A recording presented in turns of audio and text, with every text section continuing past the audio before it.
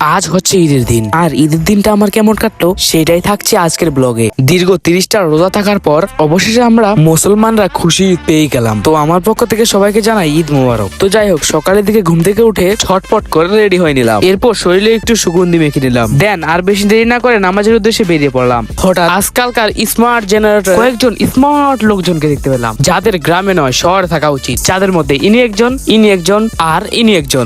খুশিতে আছে না ভাই? মানুষ রোজার ভিতর ভালো হয়ে একটু পাঞ্জাবি পরে ঈদ করবে, তাদের জন্য আমাদের কালচারের নিয়ম কারণ বদলে যাচ্ছে। এই সিন করতে আইছে চশমায়, তাকে না মানালেও আমাকে মানিয়েছে।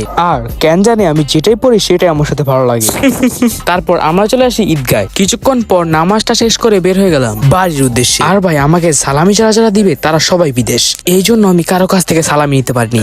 আর তাদের থেকে নিতে হলে কল করে নিতে হবে। তারপর পাঞ্জাবি পরে কয়েকটা ছবি টুবি তুললাম, কারণ গার্লফ্রেন্ড নাই। আপলোড দিয়ে কয়েকটা মাইয়া ফুটে। আর এমন ভালো ভালো মিনি ব্লগ দেখতে চাইলে আমাকে সাবস্ক্রাইব করে রাখুন।